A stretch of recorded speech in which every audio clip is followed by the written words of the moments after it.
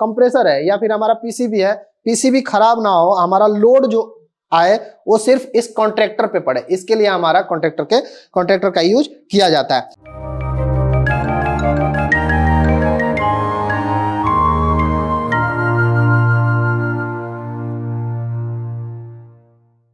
Hello friends, एक बार फिर से हमारे मल्टीटेक के यूट्यूब चैनल में आप सभी का स्वागत है। तो आज मैं आप सबके लिए एक टॉपिक लेके आया हूं जिसका आप लोगों ने पहले थ्योरी में देखा होगा, जो मैंने पहले वीडियो में है हमारे। तो अगर आप उस वीडियो को नहीं देखे हैं तो हमारे चैनल्स पे जाके उस वीडियो को देखिए कि हमने थ्योरी में जो बताया है कॉन्ट्रैक्टर के बारे में, जो आपके एसी में कॉन्ट्रैक्टर लगता है। अगर हम कॉन्ट्रैक्टर की बात करें, कॉन्ट्रैक्टर अगर आप नहीं जानते हैं तो हमारा वीडियो देखिएगा, आपको समझ में आएगा। नहीं आएगा तो मैं इस वीडियो में भी आपको थोड़ा सा उसके बारे में बताऊंगा। और यदि आप हमारे चैनल पे नए आए हुए हैं तो प्लीज चैनल को सब्सक्राइब कर लीजिए और बेल आइकन को प्रेस कर लीजिए।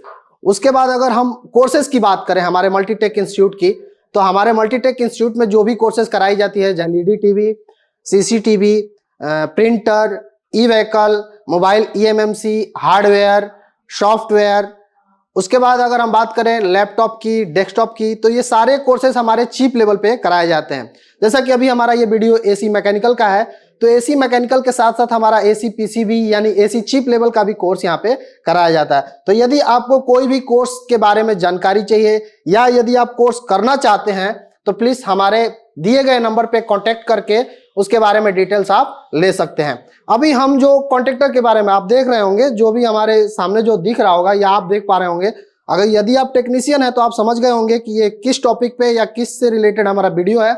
नहीं समझते हैं या फिर नए टेक्नीशियन नहीं है, आप नए हैं इस फील्ड में, तो भी मैं आपको पूरा बताऊंगा कि ये जो हमारा जो फंक्शन है या जो हम जिस टॉपिक पे वीडियो लेकर आए हैं वो किस टॉपिक का है और हम क्या करने वाले हैं। तो आइए हम बताते हैं। तो फ्रेंड्स देखिए, जैसा कि हम अभी आपको बताया, हम अभी आपके लिए लेकर आए हैं, ये हमारा आप देख पा रहे होंगे, ये हमारा कॉन्ट्रैक्टर है। एक कॉन्ट्रैक्टर है और इस कॉन्ट्रैक्टर में आपको 4 टर्मिनल दिख रहा होगा, 4 टर्मिनल। ये अगर हम बात करें इस कॉन्ट्रैक्टर की तो आपको पीछे वीडियो में मैंने बताया था, जैसा कि ये कॉन्ट्रैक्टर हमारा रिले टाइप में होता है। रिले आपने देखा होगा, नहीं भी देखा होगा तो हम दिखाएंगे, या फिर पीछे वीडियो में आप देखे होंगे कि रिले भी 4 पिन का होता है। और हमारा ये रिले नहीं है, रिले का अपग्रेड है। इसको हम मैग्नेटिक स्विच कहते हैं, इलेक्ट्रोमैग्नेटिक कॉन्ट्रैक्टर। यानी कि जो अगर हम बात करें स्विच की तो देखिए ये हमारा नॉर्मली स्विच है जिसे हम एमसीयू के नाम मतलब एमसीबी के नाम से जानते हैं। देखिए एमसीबी में क्या होता है, ये इधर हमारी 2 पिनें होती हैं और इधर भी हमारी 2 पिन है। तो यहां से इन और यहां से आउट तब होती हैं जब हम मैनुअली इस स्विच को ऑन करें। आप देख पा रहे होंगे, या फिर आपके घर में भी एमसीबी होगा तो आप समझ रहे होंगे, जैसे हम इस स्विच को मैनुअली जब ऑन करते हैं तो ये स्विच हमारी ऑन होती है। लेकिन इस मैग्नेटिक कॉन्ट्रैक्टर में क्या होता है, इसे हमें मैनुअली ऑन नहीं करना होता है, क्योंकि ये जो हमारा होता है ये आउटडोर के अंदर भी होता है। और अगर इस कॉन्ट्रैक्टर की बात करें तो हमारा विंडो एसी के अंदर भी लगा होता है।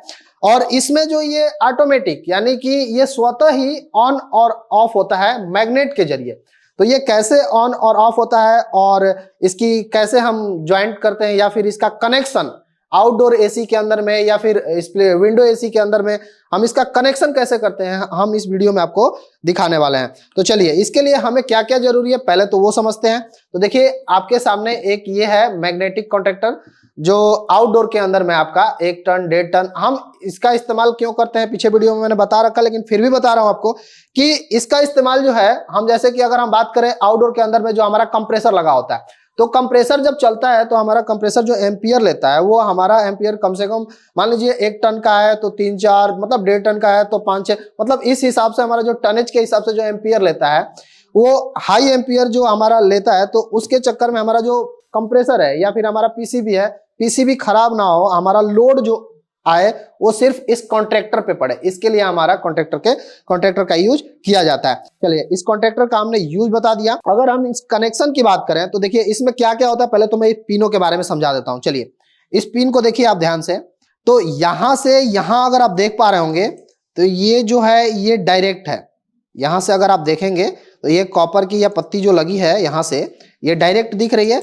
यानी कि अगर आप इस चीज को मल्टीमीटर से अगर चेक करें या क्लैम्प मीटर से, किसी भी चीज से अगर आप चेक करते हैं बीप रेंज या डायोड रेंज पे, तो ये आपका बीप साउंड देता है, क्योंकि ये डायरेक्ट है तो बीप साउंड देगा ही देगा। और इसकी अगर बात करें, ये टर्मिनल 2 हैं, यही है आपका इसमें स्विच, क्योंकि इन दोनों के बीच में इसका और इसका कोई कनेक्टिविटी इसमें नहीं है। तो इन स्विच का जो कनेक्टिविटी जो आपस में बनता है वो कैसे बनता है, तो आपको दिखाऊं थोड़ा सा नजदीक आके। ये देखिए, ये जो आपको दिख रहा है ये आपका कॉइल है, ये आपका कॉइल है। देखिए लिखा भी है 240 वोल्ट 50 एंड 60 हर्ट्ज, यानी कि ये एसी पे कार्य करने वाला हमारा कॉइल है। और ये 240 वोल्ट यानी कि आप इसे 150, 200, 220 वोल्ट भी सप्लाई दे देते हैं। तो ये कॉइल पे आपको देना कैसे है, तो यहाँ पे फेस या यहाँ पे न्यूट्रल, यहाँ पे फेस या यहाँ पे न्यूट्रल, मतलब आप कहीं भी दे सकते हैं। इन दोनों पॉइंट पे आप देख पा रहे होंगे, एक इधर और एक इधर, इन दोनों पॉइंट पे जब आप सप्लाई देते हैं तो ये जो आपकी जो स्विच है, ये स्विच कनेक्ट हो जाता है आपस में। जब आप इन दोनों पे कनेक्शन देते हैं, यानी कि जैसे ही आपने लाइन और फेस इस पे दिया, तो इसके अंदर जो कॉइल है, कॉइल के अंदर में जब मैग्नेट बनता है तो इस स्विच को क्या करता है, ये आपस में अपनी तरफ खींच लेता है, जिससे ये दोनों स्विच आपस में ये कनेक्ट हो जाता है, दोनों ये टर्मिनल आपस में कनेक्ट हो जाता है। अभी मैं आपको थोड़ा सा एक मल्टीमीटर से चेक करके दिखा रहा हूं कौन कौन सा टर्मिनल ये बोलता है और कैसे। अगर मान लीजिए हम बाहर कॉन्ट्रैक्टर की टेस्टिंग करना चाहें तो कैसे कर सकते हैं, तो चलिए अभी मल्टीमीटर को हमने लिया, मल्टीमीटर को हमने बीप रेंज पे सेलेक्ट कर लेना है, ठीक है। मल्टीमीटर को बीप रेंज पे हमने सेलेक्ट कर लिया है, आपको साउंड सुनाई दे रहा होगा। यहाँ पे हमें क्या करना है, अगर जैसा कि मैंने अभी बताया ये आपका डायरेक्ट है, तो इसमें हमने चेक किया, तो इस पे हमने चेक किया, तो ये देखिए बीप साउंड आ रहा है, यानी क्लियर है, ये हमारा डायरेक्ट है। यहां से यहां तक जो हम स्विच की बात कर रहे थे, यहां से कोई भी बीप कंटिन्यूटी नहीं आनी चाहिए, क्योंकि ये स्विच है। यहां पे बीप कंटिन्यूटी या फिर यहां से यहां के बीच में कनेक्टिविटी तभी होगी जब इन दोनों के बीच में आप एसी सप्लाई देंगे। तो अभी हम इन दो कॉइलों का भी चेक कर सकते हैं कि ये कॉइल हमारा कहीं टूट तो नहीं गया है, कहीं वायर टूट तो नहीं गया, या फिर कहीं शॉर्ट तो नहीं हो गया। तो हम इन कॉइल के बीच चेक करेंगे, लेकिन जब हम इन कॉइल के बीच में चेक करें तो हमें कुछ ना कुछ वैल्यू शो होना चाहिए, बीप साउंड नहीं आना चाहिए। तो आइए चेक करते हैं। देखिए अभी हमारा जो वैल्यू आ रहा है वो 1563 या जो भी है, कुछ भी वैल्यू हमारा आना चाहिए, इस पे शॉर्टिंग नहीं आना चाहिए। अब हम इसका कनेक्शन बताएंगे आपको। तो चलिए कनेक्शन की अगर हम बात करें तो हमने कंप्रेसर के तौर पे, जो आपको एसी में जो कंप्रेसर लगता है, हमने कंप्रेसर के तौर पे एक बल्ब ले रखा है 100 वाट का। आप चाहें तो कंप्रेसर भी ले सकते हैं, आप चाहें तो बल्ब भी ले सकते हैं। आप इस चीज को कंप्रेसर समझिए। और अभी हमें क्या करना है, इसकी वायरिंग करनी है। तो इसकी वायरिंग में हमें जैसा बताया कि ये आपका डायरेक्ट है, तो डायरेक्ट सप्लाई जो जाती है वो न्यूट्रल की जाती है। तो हम यहाँ से क्या करेंगे, एक न्यूट्रल की सप्लाई यहाँ से डायरेक्ट दे देंगे। चलिए ये हमारा न्यूट्रल का सप्लाई हमारा डायरेक्ट आ गया है ना, तो हम इसको इस टर्मिनल की तरफ लगा देते हैं। उसके बाद अगर हम बात करें इसको, तो ये हमारा सप्लाई डायरेक्ट लाइन है, तो हम इस पे दे देंगे। ये हमने इसकी तरफ दे दिया, तो आप देख रहे हैं न्यूट्रल जो हमारा गया डायरेक्ट इसकी तरफ आ गया। और अगर हम फेस की बात करें तो ये फेस हमारा यहाँ पे हमने दे दिया, लेकिन यहां से यहां जो हमारा फेस जाएगा वो तब जाएगा जब इस कॉइल के बीच में मैग्नेट या फिर हम इस कॉइल के बीच में एसी सप्लाई देंगे।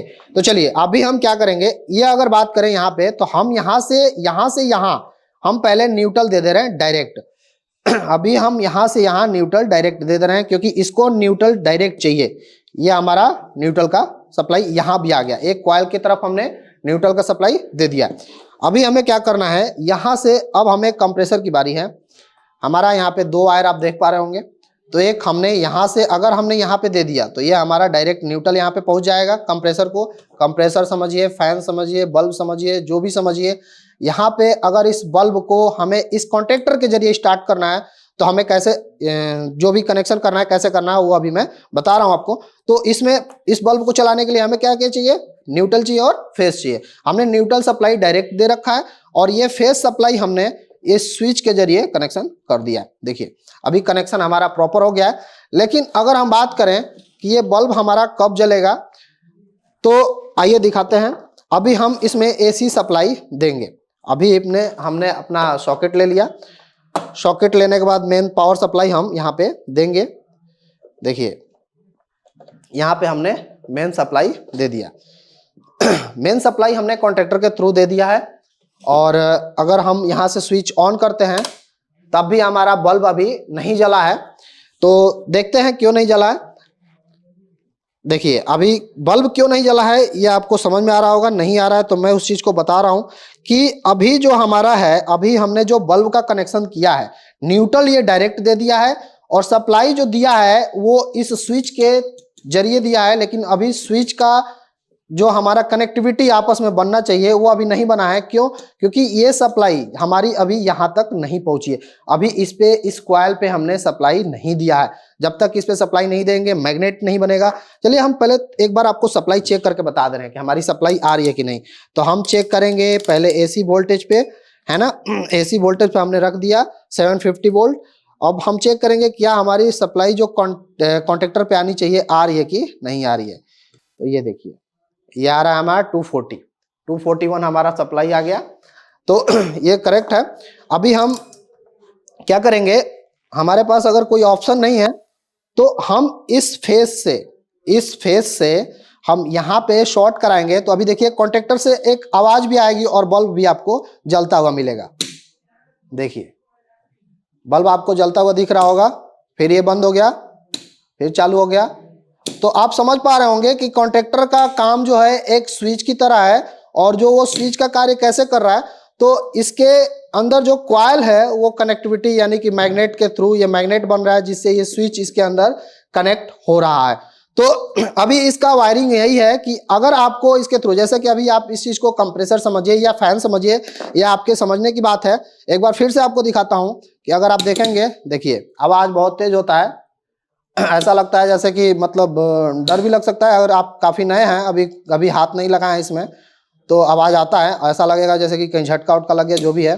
तो देखिए, तो अभी आपका इसका जो भी कनेक्शन है, अभी आप इस चीज को आप कंप्रेसर पे भी दे सकते हैं।